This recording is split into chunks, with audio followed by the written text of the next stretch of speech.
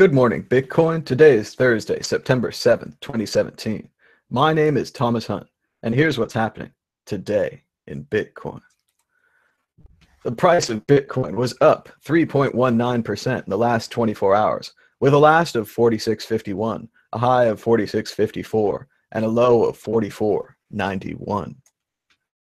ICOs welcome at the Isle of Man. This is pretty much your worst possible idea for ICOs. A small government far away, impossible to petition, will be accepting ICOs. Similar to the galactic government, the more bureaucracy it is, the further away from you the government is, the harder it is to get a redress of grievances.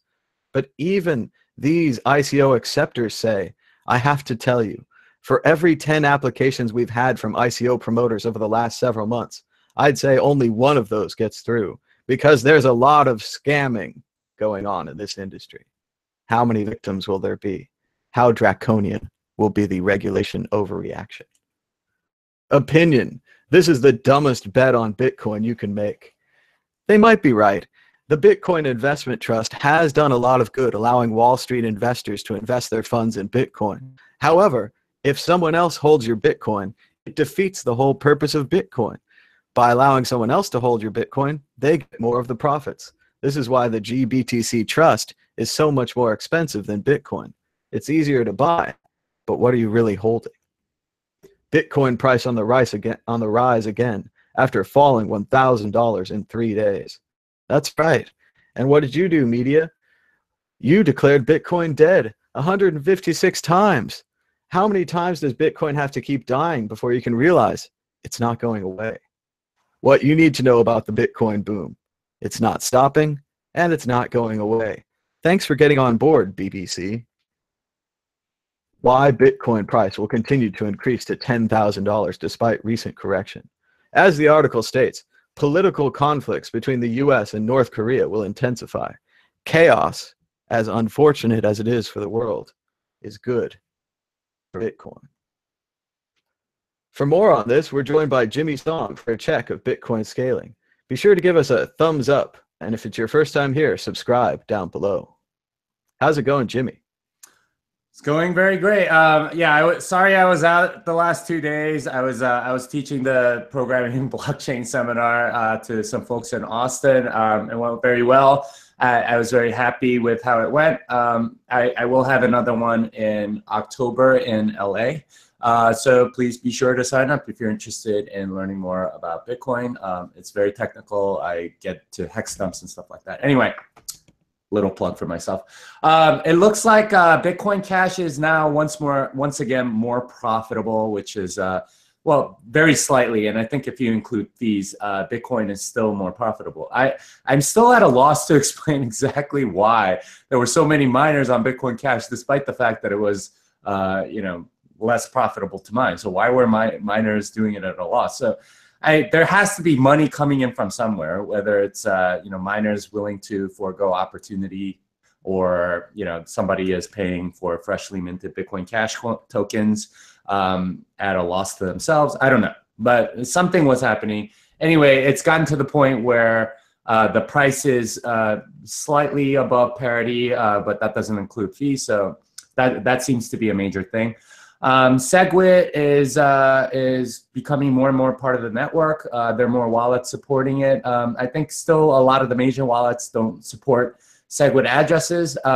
We did see something like a native Bec32 address on blockchain.info. So blockchain.info is now supporting native SegWit addresses. By the way, there's a difference between all the different SegWits. There are 4 types of SegWit addresses, or there's 2 types, but 2 of them are backwards compatible versions of the other one. There's native SegWit, pay to witness pub key, and there's native SegWit, pay to witness script hash, and then there are pay to script hash wrappers around it. That's if you see like a SegWit address that starts with a 3, it's just pay to script hash wrappers around those. For the other ones, they have a native Bec32 format, and I think I saw one in the wild a couple days ago. It was in my newsletter that I sent out yesterday. So Yeah, something for you to think about. Yeah, 2x continues their march. I think they're code complete, so I mean, we're just sort of in that waiting stage for that. I think Thomas and I are going to Paris soon, so that's going to be exciting. I will be speaking at 10 a.m. on Saturday, which is like 3 a.m. my time. So I have to figure out how to overcome jet lag in the next 24 hours. Thank you. According to the Die Hard movie, you need to take off your shoes and ball up your feet. But that didn't really work for him. Later on, there was broken glass. We'd like to thank Crypto Graffiti for his hard work designing the new World Crypto Network logo. And as you can see, we've got his incredible credit card world art in the background. Special thanks to Jesse from Kraken for allowing us to use Crypto Graffiti's art. If everyone could give us a thumbs up and a share, that'll help more people find the show. We're also joined by Tone Vase for a check of the current markets. How's it going, Tone?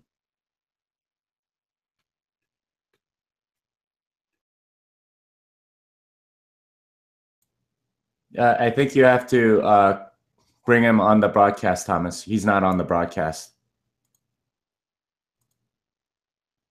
The internet is something else today, and I'm plugged directly into fiber. I am clicking, and it's not happening. He's still like he looks like he's not on the broadcast, but he is on the broadcast, and you have to click. There he is. All right, Tone. Hey guys, all right. Now I'm back. I'm like sitting there going, I can't do nothing. Not my fault. All right. Okay. So, hey, thanks Jimmy for coming back. This way, I don't have to do two parts about the scaling and stuff because I really don't want to talk about Bcash anymore or ever. But okay. So it looks great. I mean, I went bullish on the price of Bitcoin even before the Chinese news came out. And I felt that everyone misinterpreted the Chinese news because it was ultra bullish for Bitcoin and bearish for ICOs. But I never liked ICOs to begin with. That's not a secret. And we remain bullish. I mean, the price dipped a little bit. Here's the weekly chart. I'm looking for the rest of this week to be bullish. And then I'm looking for one more week to be fully bullish, and then we'll see what happens the week after. I am looking for new highs. I am looking for new highs this month. I'm expecting a break of 5,000 and possibly even a break of 6,000, but I don't want to get too far ahead here. But I'm still looking for higher prices. That's my weekly chart.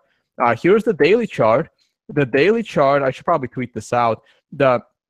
According to my indicators, the daily chart has officially gone bullish, but it would be nice to break above the 5,000 mark to be ultra bullish. So if I was to trade this, I would start to, I mean, I would have gotten long even here. I would have gotten a little extra long over here off of the reversal candle. And now I have another indicator telling me to go long. So at this point, I really have 3 reasons to go long.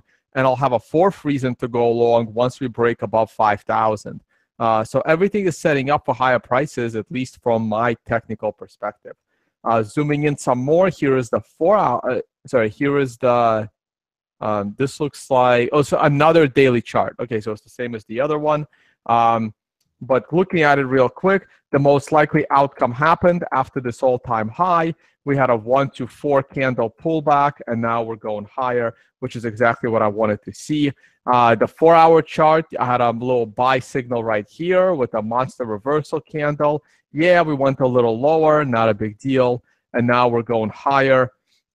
The count to a green 9 was broken. Like I had a green 9 here telling me to be cautious. The count to a green 9 was actually broken. And that's a good sign because now I don't have a reason to have a top. And now I'm waiting for a brand new 9. Hopefully it's going to get broken again around 5,000. And then I get one more into 6,000. That's kind of what I'm hoping for.